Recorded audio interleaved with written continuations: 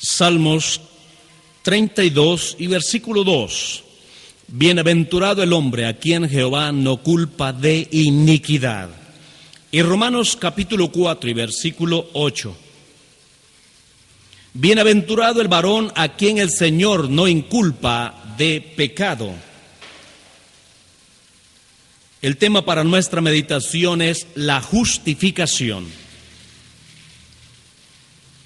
La definición de justificación. La justificación es un cambio de relación o posición con respecto a Dios. Tiene que ver con las relaciones que fueron dañadas por el pecado, y estas relaciones son personales. Según Deuteronomios capítulo 25, verso 1, la justificación quiere decir declarar o hacer aparecer inocente o justo. Esto es cosa de relación y significa que el hombre está en relación justa con Dios. Definiéndola estrictamente, la justificación es el hecho judicial de Dios por el cual los que confían en Dios son declarados justos y declarados libres de culpa y castigo. No significa de que alguien nació sin pecado, sino habiendo sido pecadores, logró ser exonerado de esa culpabilidad, regalándole Dios el perdón. De esta manera, siendo culpable, aparece sin culpa. Y la razón es porque Dios se ha echado a cuestas el pecado de todo ser humano. ¿De qué consiste la justificación? El perdón del pecado y la eliminación de la culpa. En Hechos capítulo 13, 38 y 39 dice que por medio de él se os anuncia perdón de pecados, y que de todo aquello de que por la ley de Moisés no fuisteis rescatados, en él es justificado todo aquel que cree. En Romanos 8:1 dice el apóstol: ahora pues ninguna condenación hay para los que están en Cristo Jesús. Y Romanos capítulo 8 y verso 33, ¿quién acusará a los escogidos de Dios? Dios es el que justifica. La justificación quiere decir que todos nuestros pecados son perdonados, es decir, borrados, quitados, y su culpa y castigo quitado. La justificación es más que el descargo, en la solución del problema del pecado. Justificación como si yo nunca hubiera pecado delante de Dios. Es decir, el pecador culpable que por el pecado estaba condenado aparece delante de Dios tan justo, tan inocente, como si nunca le ha fallado a Dios. No por sus méritos, no por sus sacrificios, no por su esfuerzo, sino porque Dios trató precisamente en ese cuerpo humano de Jesús de llevar el pecado de todos y así dejarnos libres de la culpabilidad. Hay una imputación de la justicia de Cristo a los pecadores. Romanos 3:22 dice: la justicia de Dios por medio de la fe que es en Cristo Jesús, para todos los que creen en Él. Y en 1 Corintios 1:30, más por Él estáis vosotros en Cristo Jesús, el cual nos ha sido hecho por Dios sabiduría, justificación, santificación y redención. Todas estas palabras que el apóstol usa no son de origen teológico, sino son de palabras enjuiciadoras que se usaban en los tribunales romanos. Primero, justificación, es decir, que alguien ha sido liberado de su culpa y declarado inocente. Santificación significa más que todo de que el hombre aparece sin pecado, y redención, que alguien ha pagado el precio y regresa libre delante de Dios. Los que necesitan redención son aquellos que han sido arrastrados por el mal y el enemigo. En el Antiguo Testamento la justicia fue solamente imputada. En el Nuevo Testamento la justicia es imputada e impartida. En la justificación, esta justificación es impartida. En la regeneración es impartida. por el Espíritu Santo. Si la justificación es imputada, entonces en la regeneración es impartida, quitada, eliminada. ¿Cómo somos justificados? No por obras. Romanos 3:20, ya que por las obras de la ley ningún ser humano será justificado delante de Dios. Romanos capítulo 3, verso 28, concluimos pues que el hombre es justificado por fe sin las obras de la ley. En Efesios capítulo 2, verso 9, no por obras, para que nadie se gloríe. Es un regalo de Dios. Desde el más pequeño hasta el más grande, recibe un regalo de Dios, para que ninguno anda haciendo alarde que es por lo que ha hecho, sino es por lo que ha recibido de lo que Dios ha hecho en favor nuestro.